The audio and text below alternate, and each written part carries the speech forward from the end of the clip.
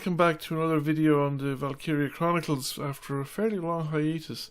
It's been a while since I had a video on the Valkyria Chronicles playthrough that I've been engaged in. Things have been just busy and I haven't actually paid attention to it, and I'm still playing catch up with videos on the series. So I have these videos have been sitting here for ages waiting for me to actually get round to doing the episode. Now, this is one of the puzzle episodes, really. It's less of a battle than a puzzle. And it's a puzzle that yours truly failed to solve, because I'm really terrible at puzzles and games. So essentially the plot element is that our hero has been invited to a reception of the palace for an award for his bravery and heroism, and etc, etc. But the main purpose of the reception was actually with this chap here signing an alliance. He's the ambassador of the Western Federation, and he's decided to double-cross the Gallians by kidnapping their regnant princess, taking her out of the country, and using her as a hostage to force Gallia to obey Western Federation policy, and to basically make Gallia a puppet state. So our heroes are on the spot, and they find out about the kidnapping from the palace, and they happen to be nearby with their unit, and therefore their job is to stop the kidnapping of the princess.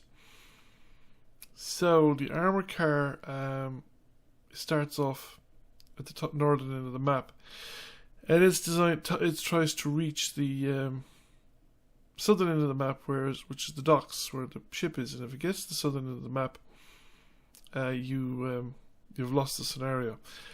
But if you use any kind of heavy weaponry on the armor car, you've lost the scenario as well. Now the problem is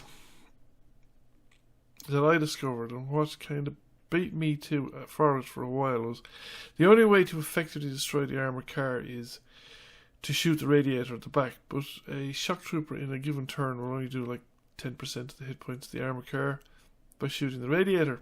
So you have to do it a lot of times. And I thought initially you could herd the armor car into a section of the map, station shock troopers at each corner, or maybe multiple shock troopers, and bring down the armor car that way. But it turns out this is not a plan that will work. Basically, the first couple of moves the armor car makes, if you make the obvious blocks, so if I now starts off on B1, if I go to B2, which I didn't do in this particular scenario, and I got stuck on the fence as well. But if you go to B2 and attempt to block the armor car there, the armor car will proceed to initially to A1, which is just north of the current location, and then it will. If you go back to A1, it'll go back to B1. You block it at B1, it'll go to C1. You block it at C1, I think it could go either way. It starts getting unpredictable at that point in time. So the more times you block the armor car, the more likely it is to make an unpredictable response. And once it starts making unpredictable responses, you can get into trouble very quickly, because what happens is the map is divided, so there's only limits to how far east you can get with the Edelweiss when you're on the northern edge of the map, because the roads are actually blocked there. Besides the shock trooper Rosie up there on the northeastern corner of the map, that road is blocked. The one C3 is blocked as well. I think you can go on the D route over to the other side of the map, but the thing is that the armor car, there's also roads that the armor car can travel through that the tank can't. So the end result is that the armor car will eventually get past the Edelweiss, and it'll keep moving. And as the more pressure you're putting it on it, the more difficult it is to predict where it'll go next. And it's very hard then to have shock troopers lined up at the corners waiting for it. And if shock troopers attempt to pursue it, they don't have the movement to stay with it. And they're also likely to get killed with a machine gun. attempting to stay by the machine gun on the armoured car, attempting to close the distance from it. So if they're a block away and they're trying to close the distance and they don't have adequate cover, the chances are that they'll get killed making the journey. So how do you do it? Well, this is how you actually do it. There's probably more than one way to do it, but this way worked for me. But essentially the intention is to rely on the predictability of the early moves. So you block the armoured car so you move the Edelweiss to B, whatever it is, B2. So when the armoured car is at A2, the armoured car will then move to A1. You go back, you block it at A1, the armoured car will then move back to A2, you block it at B2, and then the armoured car will go to A3, where the shock trooper over there is waiting. That's Rosie, I think. So you can see Rosie there in front of the Edelweiss at the other block. And then you let it drive down past Rose to Rosie's location. You move Rosie off the main street, you put her behind one of the containers on the side of the road, and when the armor car goes past, she moves in behind, but you don't move anything else. You're accumulating command points, essentially. You don't move any of the units. You don't have to. You just move the units that you have to move. So you're accumulating command points as much as you can. And the idea then is that you should have enough command points accumulated so that you can actually take out the armor car at that location. If it turned out, say, I don't know, you didn't have your units upgraded as highly as I did, or your guns weren't upgraded, or maybe you find this location, you don't have enough command points located or accumulated to actually make this location work, you could probably put her as a block further down, or you could move a shock trooper over onto the 4 row, so that there'd be a shock trooper over there, because at some stage the armored car will pick that route and go down that route if it's not intercepted, or go down the one past it, so that you could put shock troopers in those locations. And having accumulated another couple of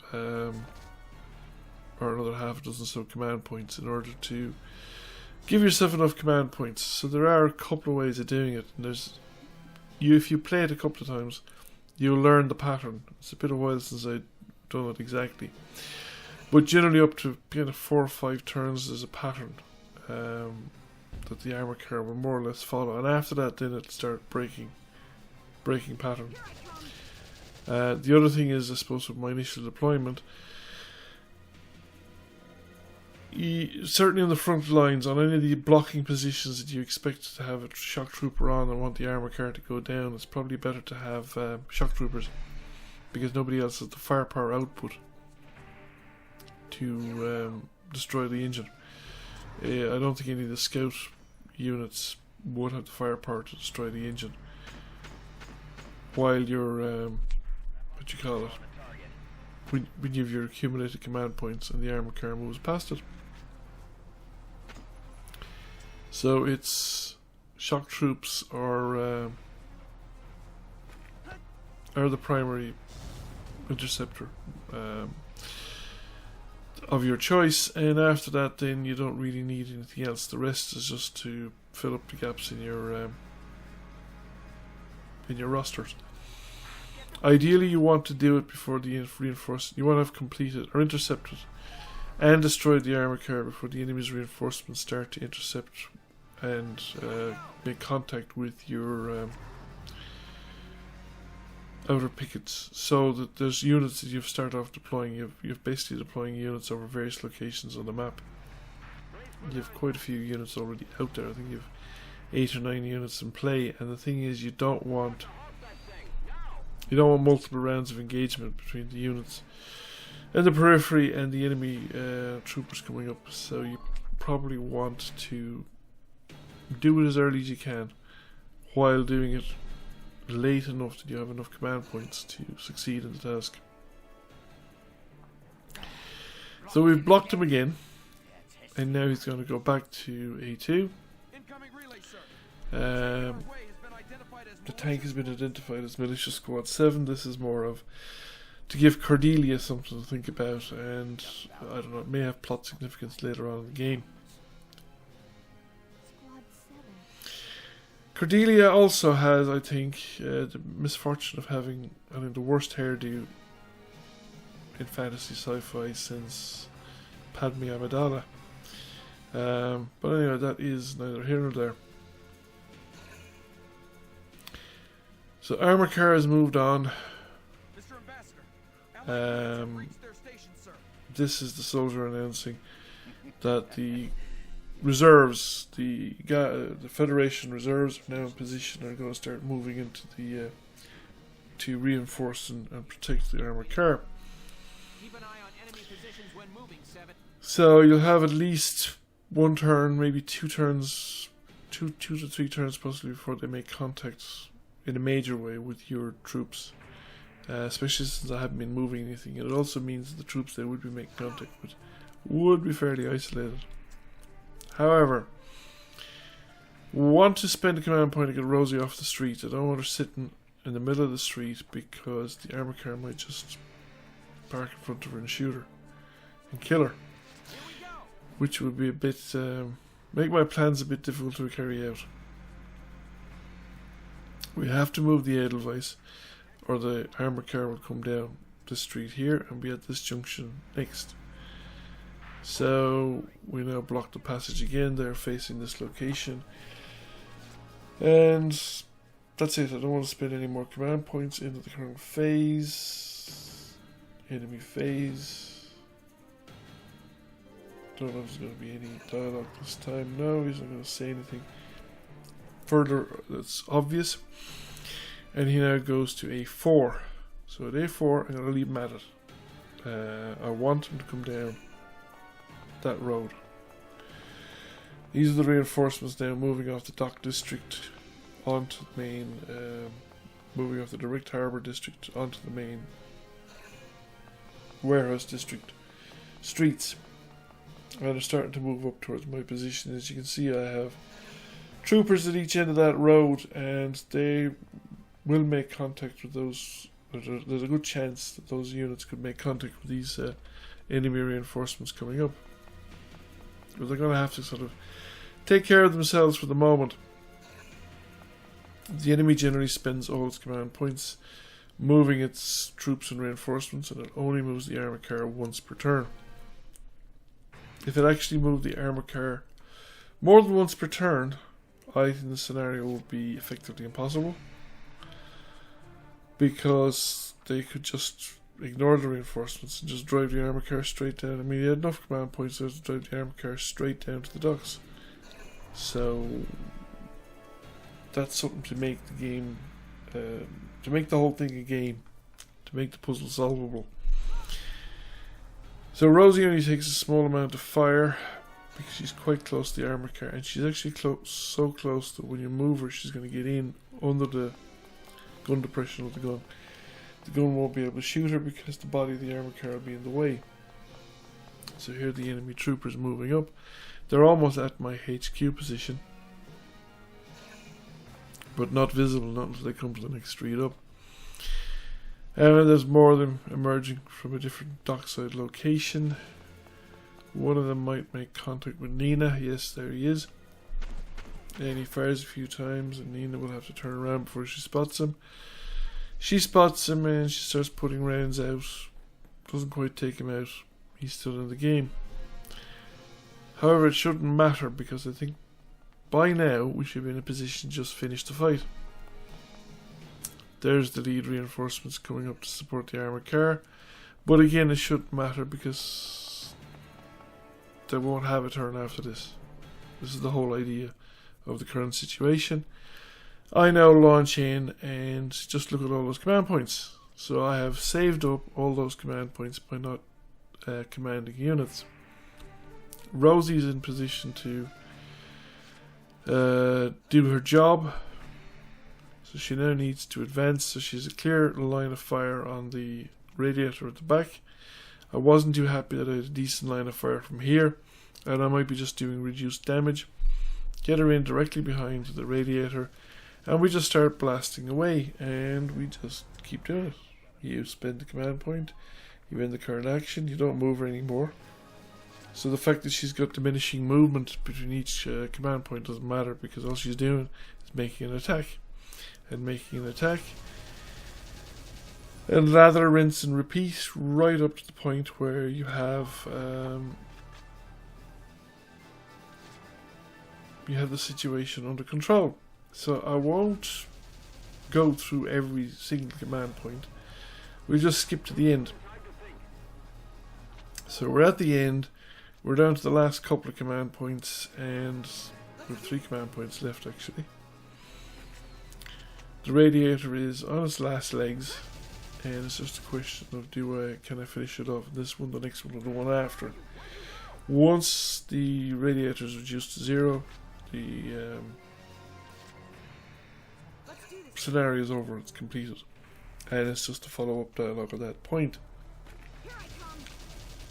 So we're down, and we almost have it. Almost. So it might actually be worthwhile. I mean, I might have had a bit of fortune there in my hand, in my setup, so that it might actually be better to have her maybe a block further down, so that I'd have a few extra command points in hand in order to make sure that I can destroy the armored car. Let's get Her Highness out of there. That's pretty much it. The mission is complete. We have done our job, and it's now a question of the aftermath. The aftermath, or at least the immediate aftermath, is just some banter with the princess, and after that then the Squad 7 goes on further battle missions, and there's a couple more battles, and hopefully I will get them out in the near future, and there won't be as long a wait as since the last video. Anyway, thank you for watching. I hope you enjoyed the video. If you do, please give it a like and a share. Feel free to comment if you've not already done so. Please subscribe to the channel. I will catch you all again soon. Bye for now.